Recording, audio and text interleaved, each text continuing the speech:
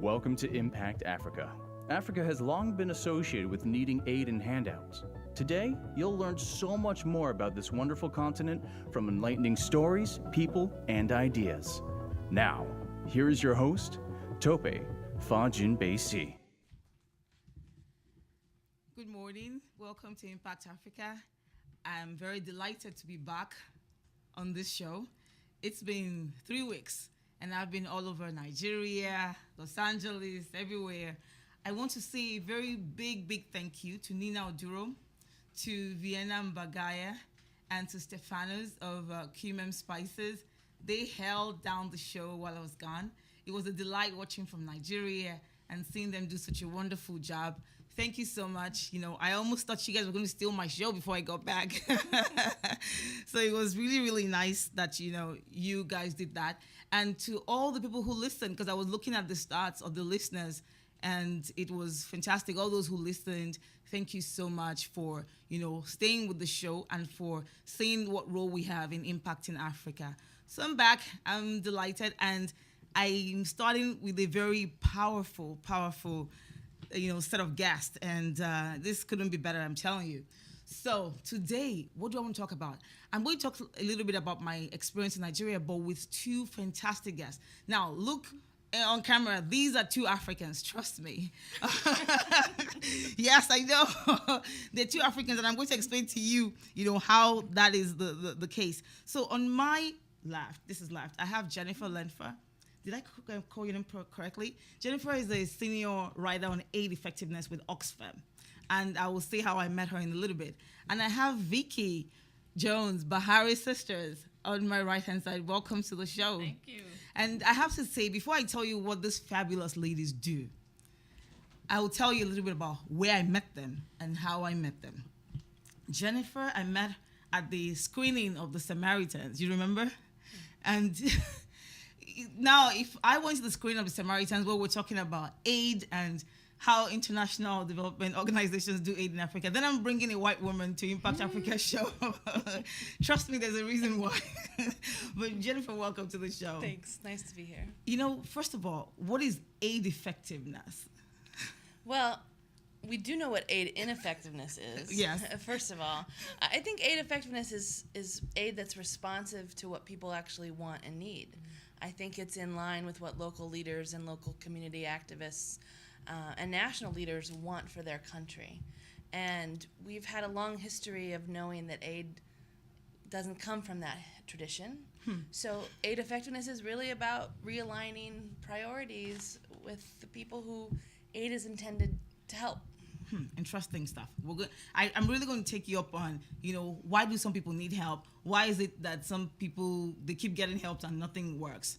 But let me go to you, Vicki. The first day I met you you at an African event. Yes. And one of the shocking things that happened was I said, so where are you from? And I expected you to say, oh, I'm originally from Tanzania, from Kenya. Yes. And she said, I'm from Baltimore. I was like, right, yeah. what's she doing here? Yeah, she Yes. said up the road in Baltimore. So tell me a little bit about your journey back home to Africa.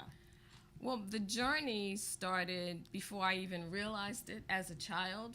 I just always had that connection with the continent. And over the years, as I grew and learned more and more about it, and I just felt like I had to get there at some point. And 2005 was my first trip, and from then it was like sealed. Wow, 2005. It's very interesting, and I'm going to take you up on that. It's very interesting that Africans, or let's say African immigrants like me, who come here, then we go home. Maybe somebody went home in 2005 and they're like, oh my God, I'm never going back. But you went, Yes. You went there and then you're like, no, I'm going to keep going back. What was it that really drew you? What was it that made you stay? The first time I went was a missions trip, and we did the regular things of taking and giving. But when I came back, I like to connect with people. So when I came back, there were still the emails coming. There was still the text. So when I went back the second time, there was friendships. And then it was like home. By the third time, I knew where I was gonna go get my soy milk. I knew where I was gonna go to Karen's house. I knew where we were gonna shop. So it was just home, and there was you were an indigent at that point. I was an indigent, at yes, that point. and I felt like there's a reason for me to be here and to share and to do what I can. Interesting. You have a very interesting story. Because like I said, you grew up on a pig farm in Nebraska. I've never been to Nebraska, but it's one of those states that I just look at on the map and thinking, is this America? How did you end up in international development work?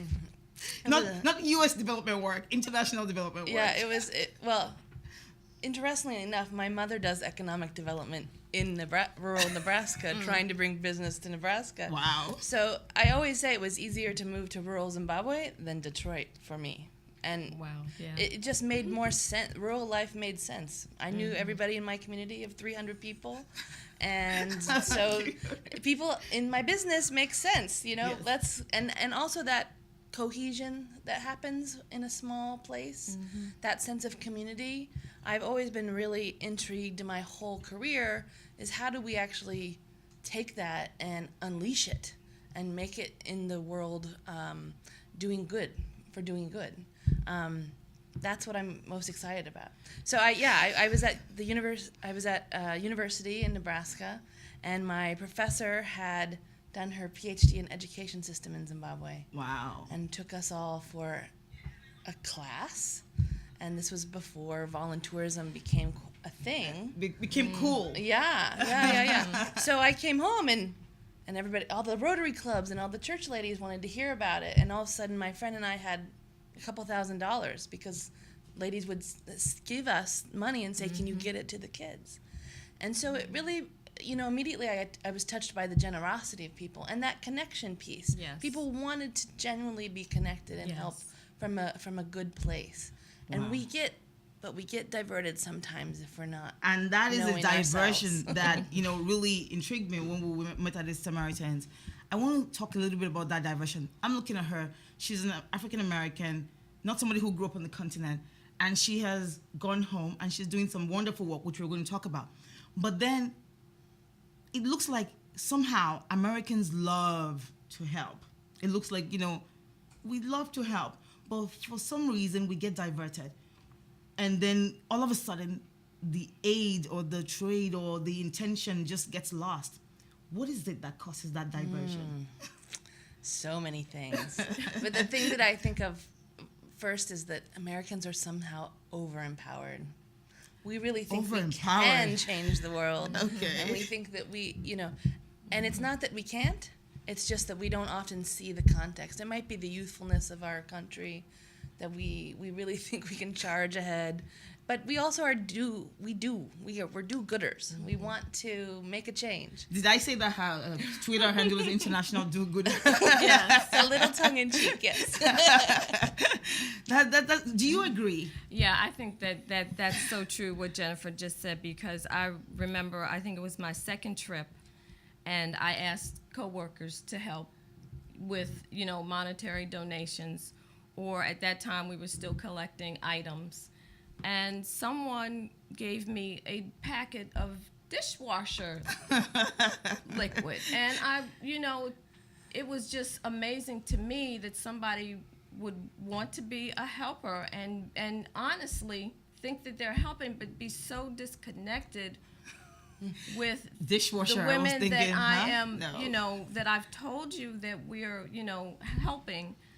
We are so just not tuned in to what's going on around the world, and maybe if we would travel more or just avail ourselves of what's on the internet to be connected, so that there will be a focus with what we do, and you won't be throwing money after things that are really not going to change in that context. You mentioned something that, honestly, I see a very strong linkage here, and I'm very glad that I'm bringing somebody who is writing, who is, really putting a microscope at aid, and somebody who is trying to work on development. I'm very happy that both of you are here together, because when I listen to you talk about people bring dishwasher liquid or dishwashing soap to rural Kenya, definitely this like night and day.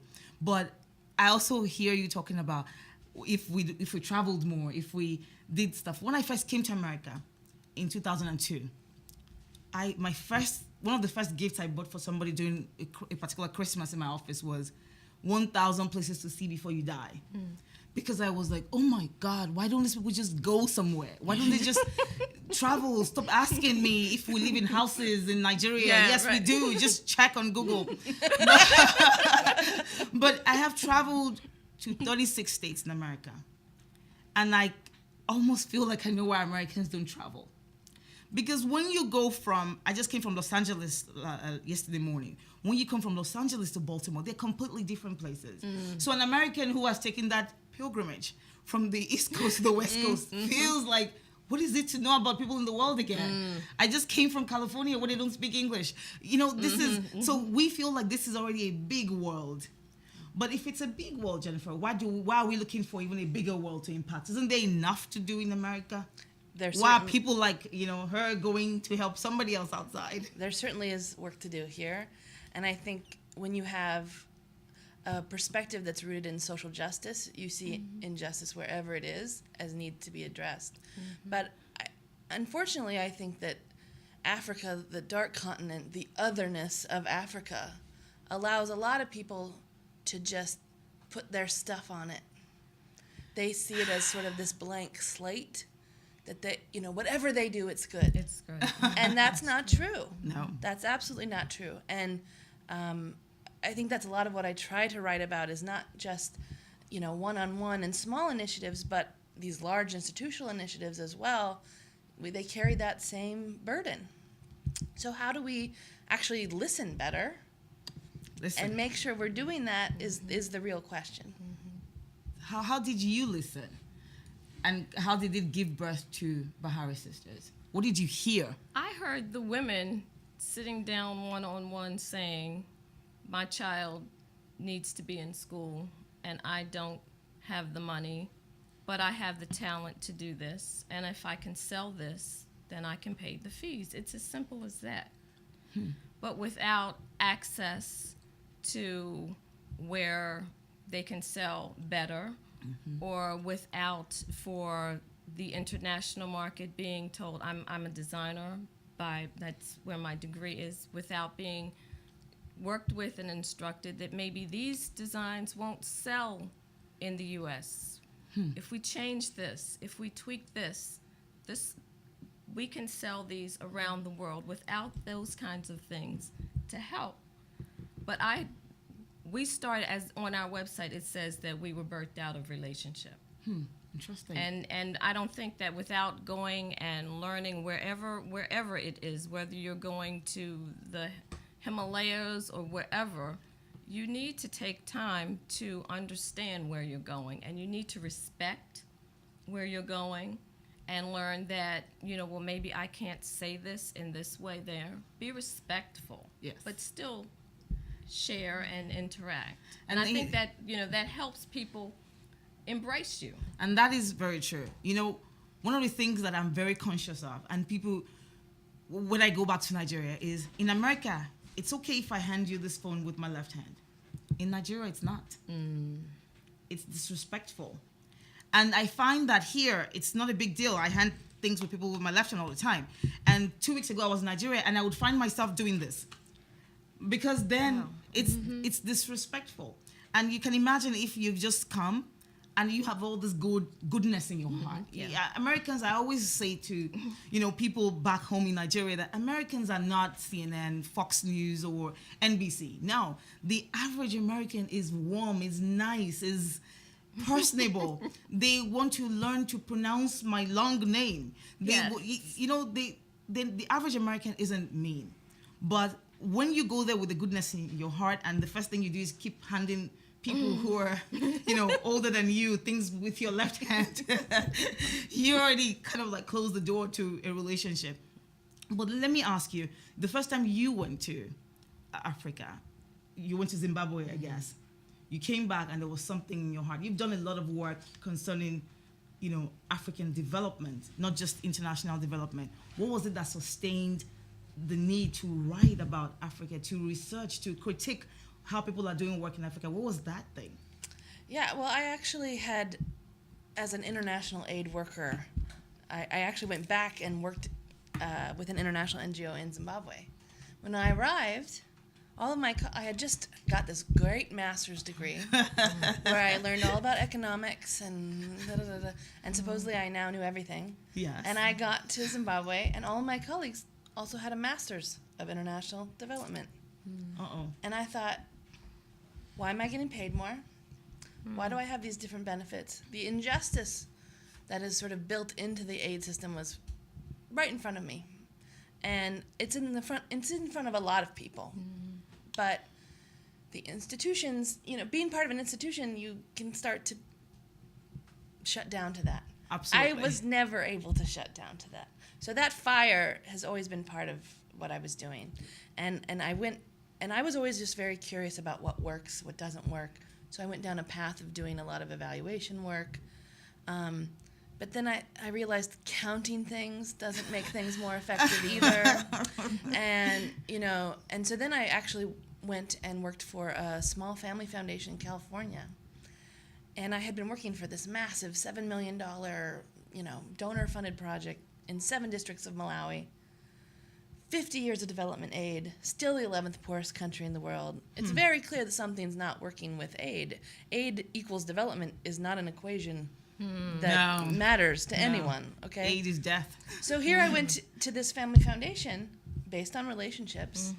Their philosophy when I joined was to give the money and get out of the way and make sure that those grandmothers under the tree that are trying to get kids back into school can have access to some funding because they can't from any international donors. So I was unleashed. I'm like, this is how partnership can work. So I started writing because I wanted to sort of share that knowledge and that experience with my people back in the system and say, there are different ways we can go about this that are actually more genuine and more effective. So, and I'm writing right now a book with a bunch of other types of foundations that work in that way. Genuine and effective. I want to read that book. Actually. Good. Well, it's called Smart Risks. Smart Risks. And it's not about just getting out of the way, but it's about making investments when the community organizing is happening, when there are people that are ready to take the next step.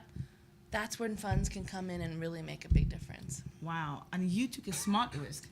Yes. And started Bahari Sisters. And what is Bahari Sisters? Bahari Sisters, and Bahari is Swahili for ocean, and we're sisters across the ocean. I felt at some point that going back and forth giving bags of things was not going to work.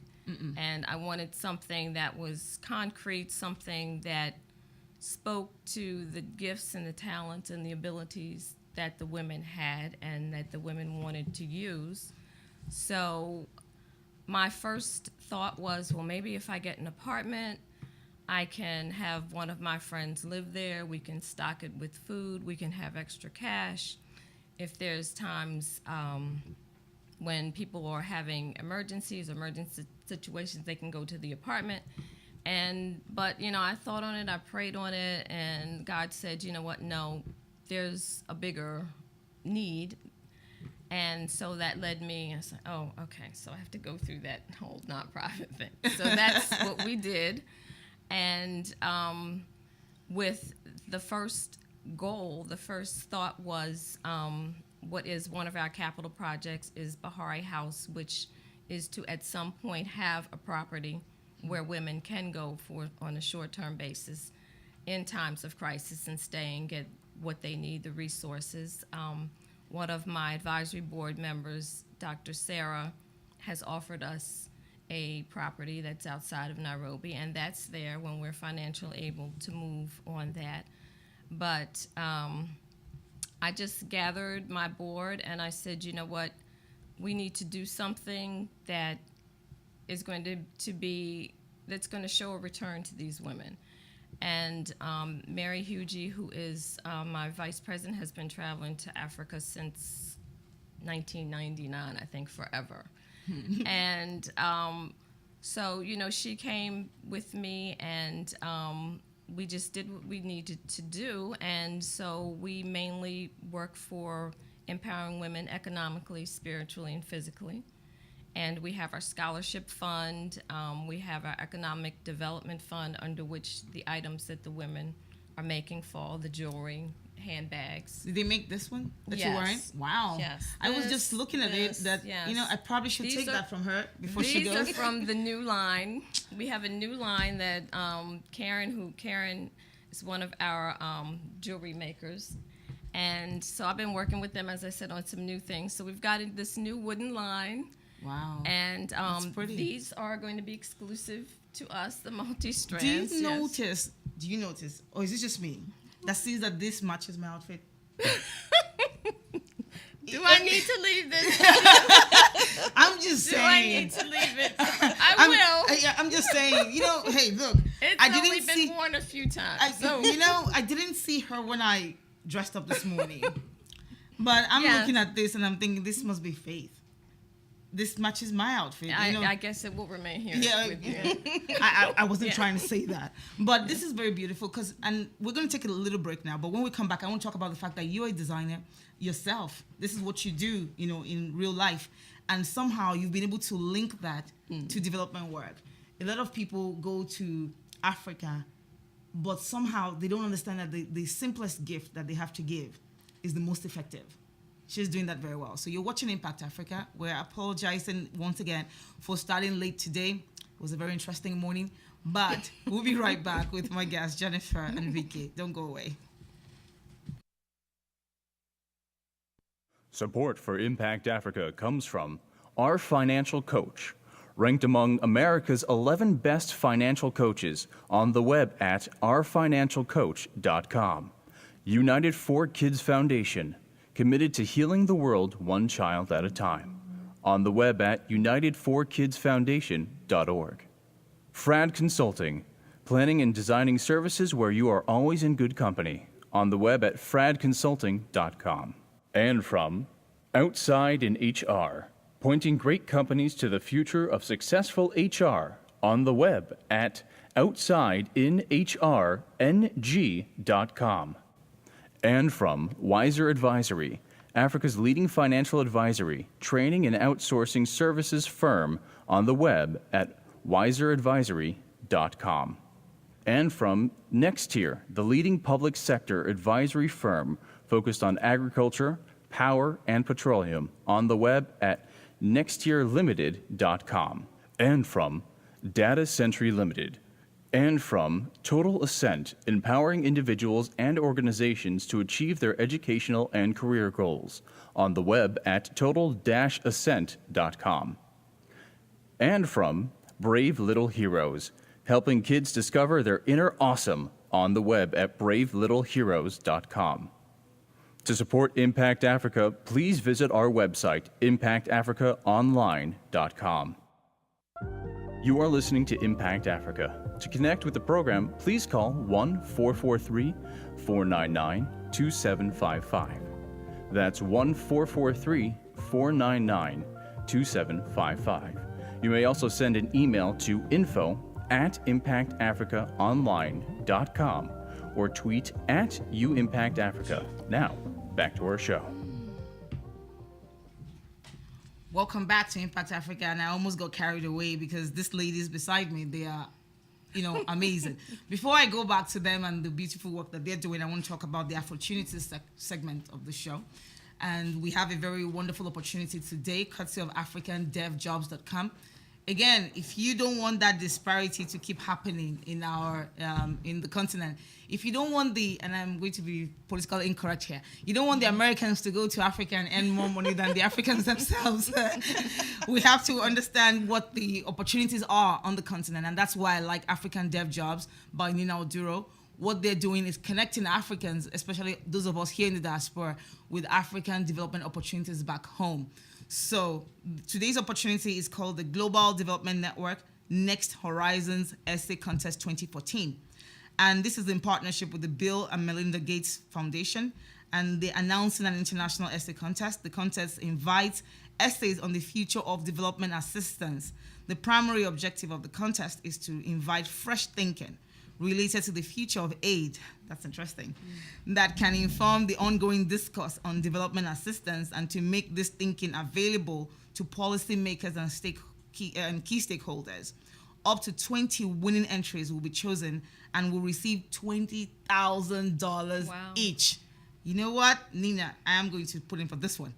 Deadline is September 15, 2014, and you go to gatesfoundation.org. You know what I like about this one? We're talking about aid effectiveness. We're talking about things that work and things that don't work. This is our opportunity to actually use our experience to tell the people who make the grants about things that work and things that do not work. So if you're out there and you like to complain about what's not working, like I do, go to gatesfoundation.org before September 15 and put in your thoughts on the Global Development Network Next Horizons Essay Context 2014. Deadline once again is September 15, 2014, and this is courtesy of africandevjobs.com. So for more opportunities, and especially for jobs, and to put your resume out there for free so that people can search and look for you, please go to africandevjobs.com. So I'm back with Jennifer and Vicki. And this is very interesting that the opportunity that we had today is talking about the discussion around this development work. I have to ask you one question before I even, go further. Why is it that so much money goes to Africa and nothing has changed? Because the Africans aren't in charge of it. But even if the Africans, we have a real sovereignty issue, because national development plans, which are totally funded by donors in a lot of the countries, and even though we have definite countries on the continent that are rising, there's definite countries that still are aid dependent.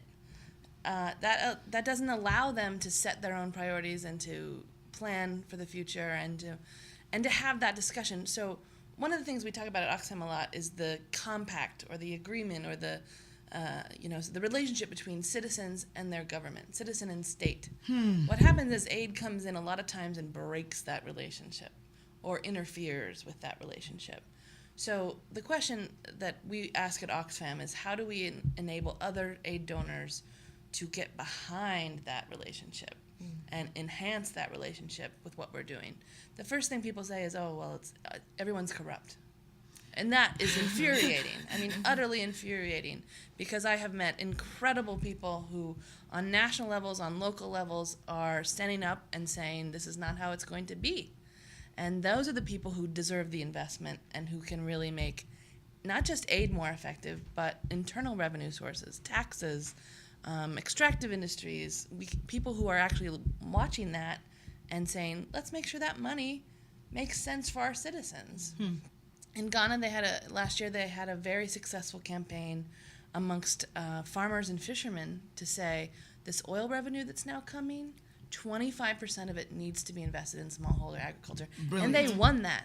Brilliant. This is happening. Brilliant. And honestly, it's very interesting, because when I went to Oxfam sponsored the screening of The Big Man.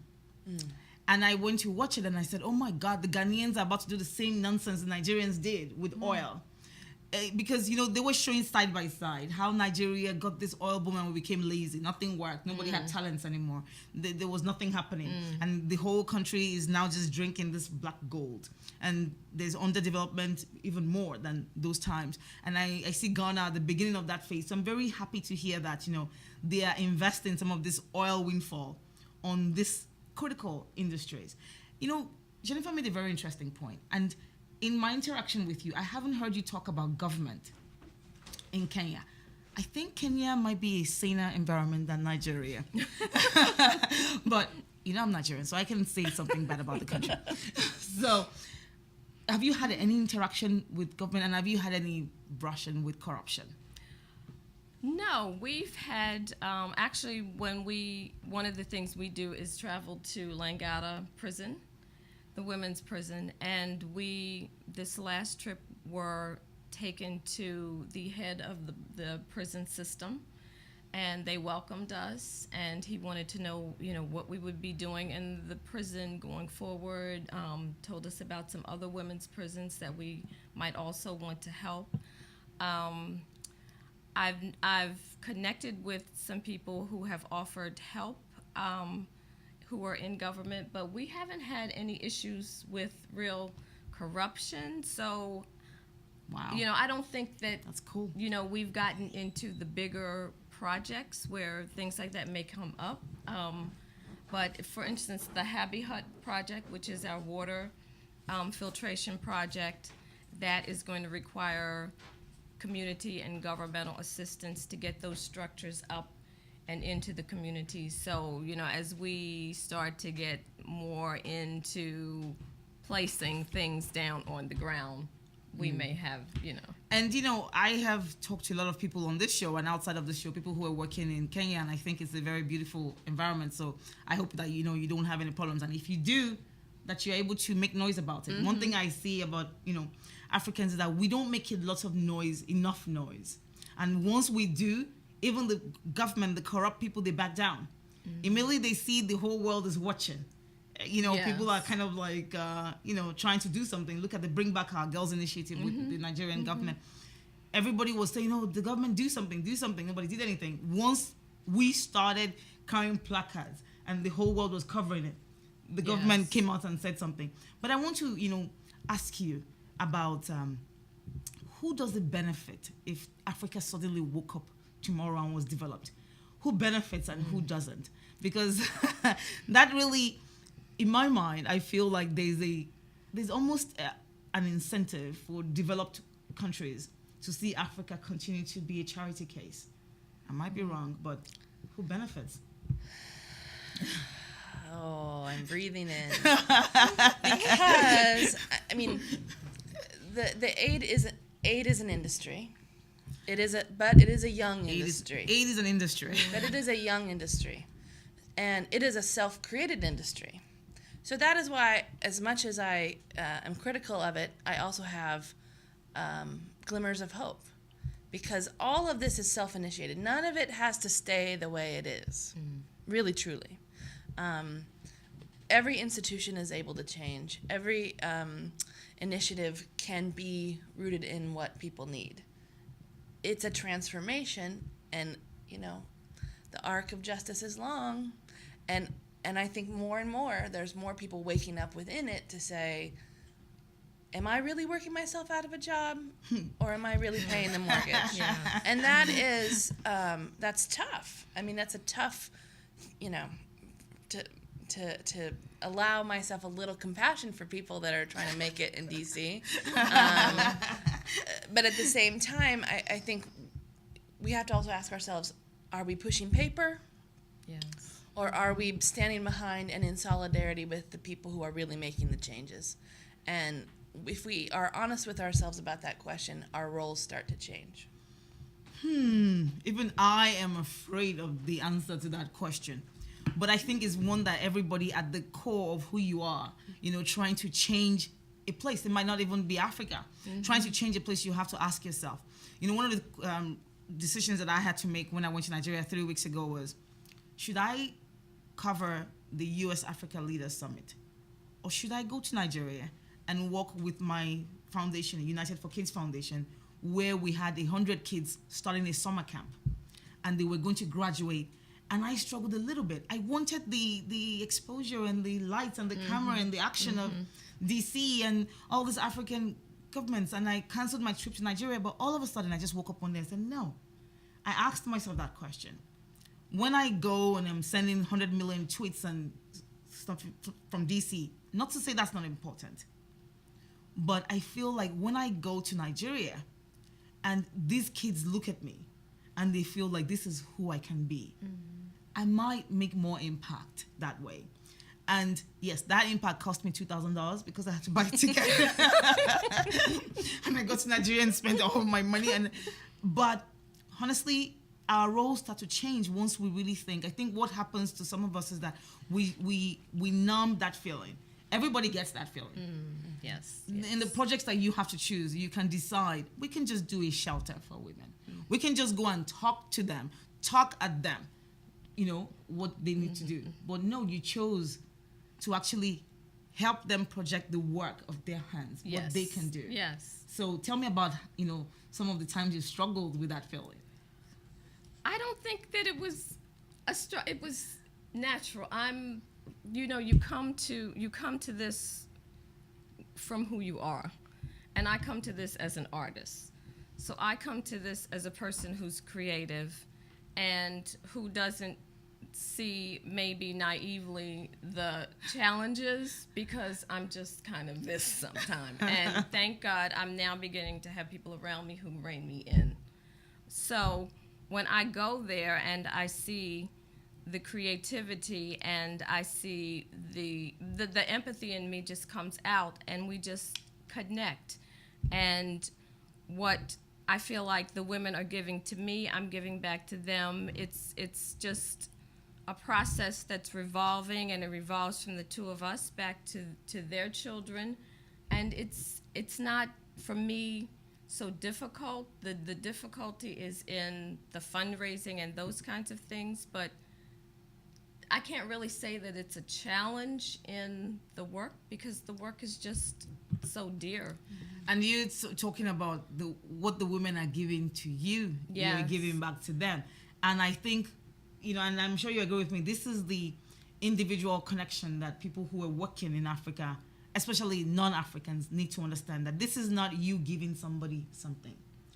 Even aid in its traditional sense, you're not giving somebody something. There has to be, how do people see that even exchange that she's saying? I think they can do it by just being honest about the mistakes that you make. You will inevitably make mistakes. You will inevitably hand someone something with your left hand. That will happen. If you can laugh about it, if you can actually create a conversation about it, you are infinitely more prepared to do better next time. And what happens when you, let's say, are in a big development organization and you have this budget of $250,000 that you have to spend in the next 3 months, there's not a lot of space for humility in that.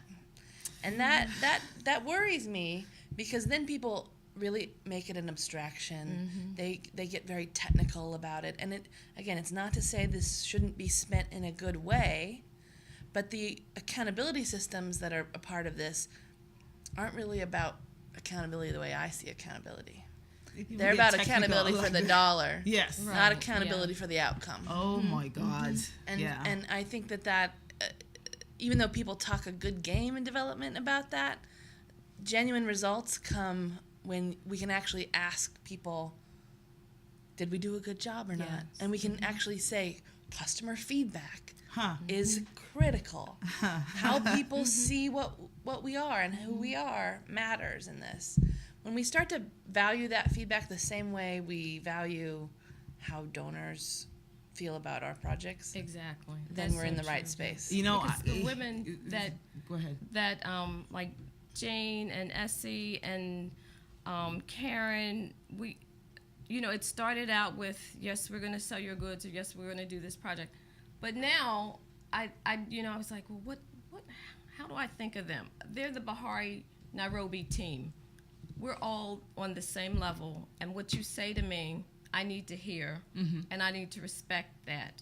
We had an issue that came up, and with someone else that contacted them, they came to me and they said, Vicki, we need to know what you want to do about this. How is this going to affect Bahari? We're the team, because we're all on together. We're all together. Yes. And we're all working towards the same thing. We just happen to be in the United States where we can help some funds, but what you're giving back is just as valuable. Because they're even doing things that, can bring money, can create jobs, can bring profit even to the organization. So, it's not like, and I think this is really where the problem is.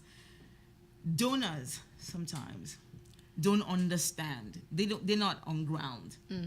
And we have this problem with United for Kids Foundation as well.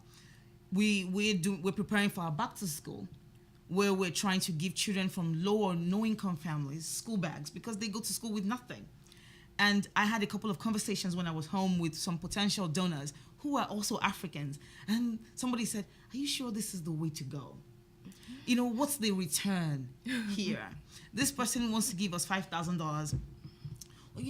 Why are you giving 15,000 children school bags? I said, because UNESCO has said it and is right that people are going to school, education is free in Nigeria, but they don't have any school bags. So what's the point? What are you doing? why are you educating somebody? Oh, is there a way you can, sustain this?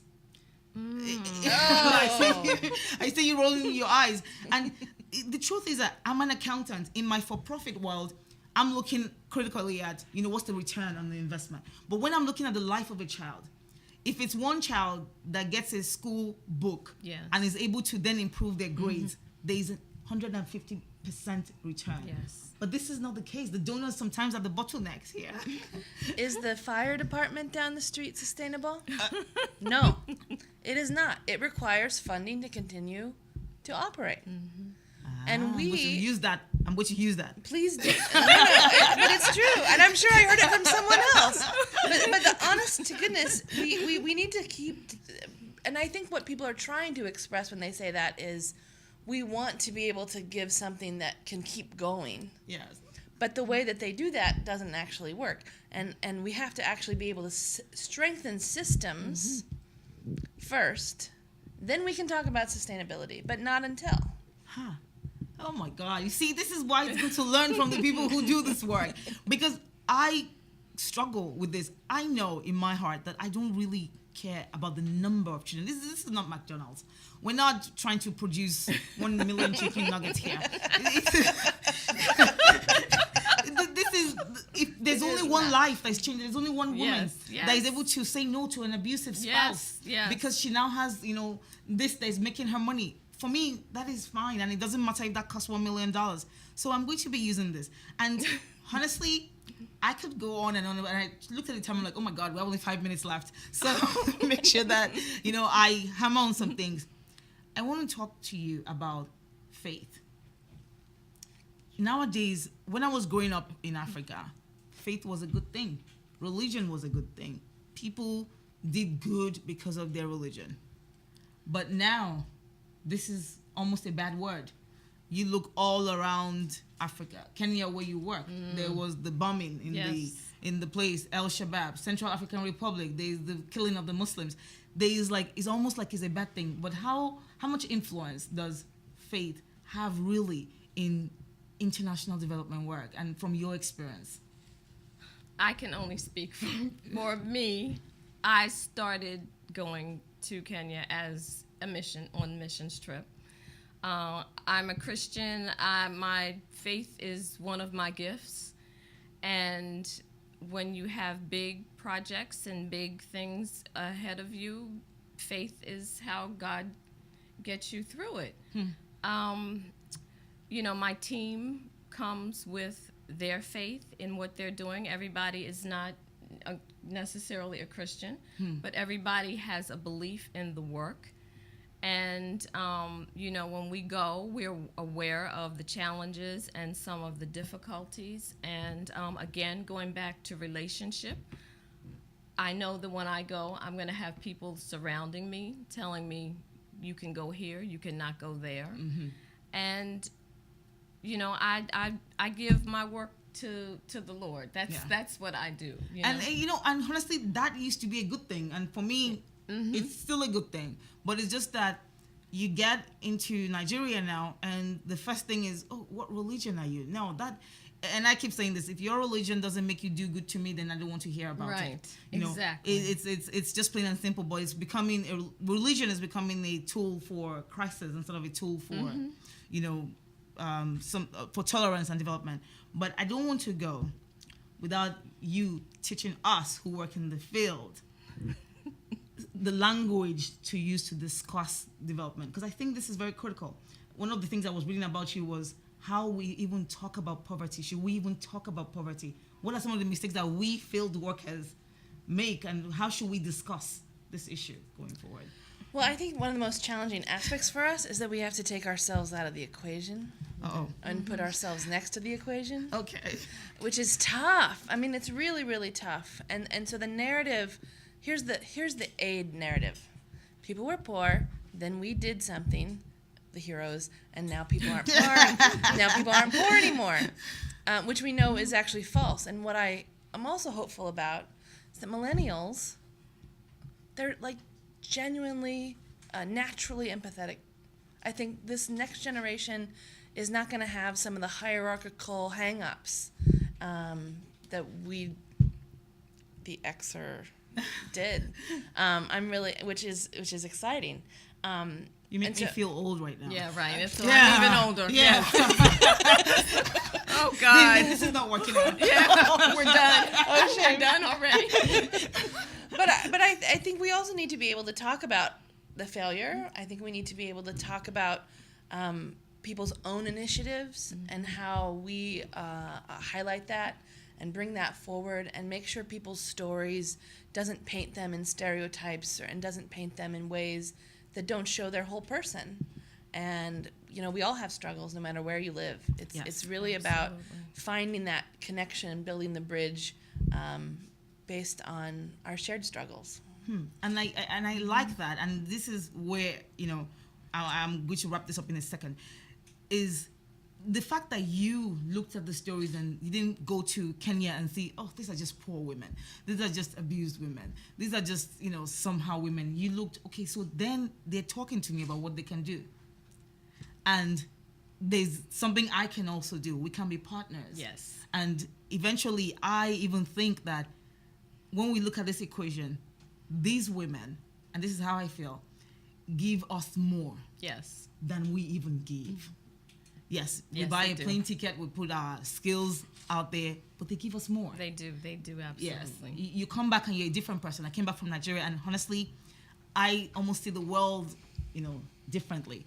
I no longer watch CNN, NBC, Fox, whatever, because I've seen that the world is so much larger than this small buckets that they try to print. So I really want to thank both of you. I have had an enjoyable morning. I have taken notes, not just for the show, but for other things. I hope that you will come talk to us when your book comes out, Smart Risk. Thank you. I would love Please, I would love to read it, but I also like people to, read it as well and hear about it.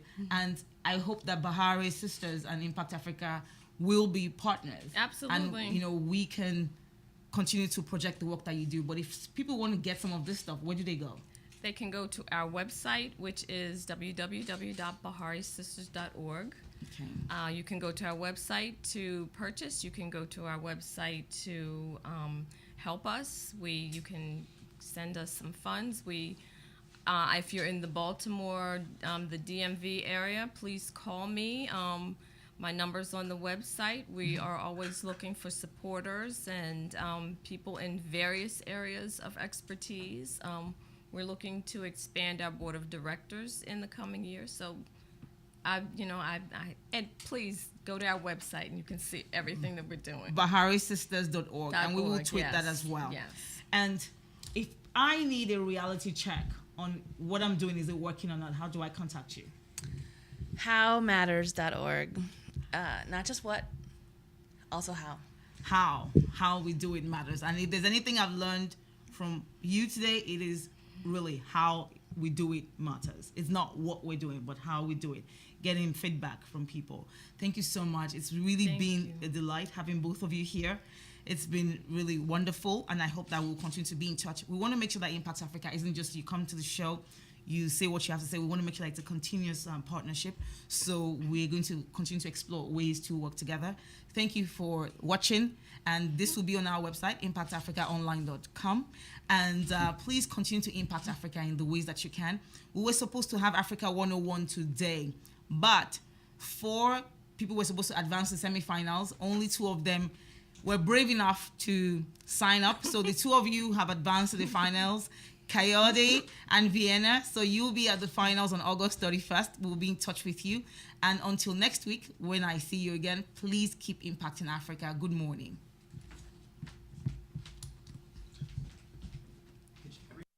Impact Africa. Please join us again next Sunday at 9 a.m. Eastern Time, 1 p.m. GMT at listenvisionlive.com. Have a good week and keep impacting Africa.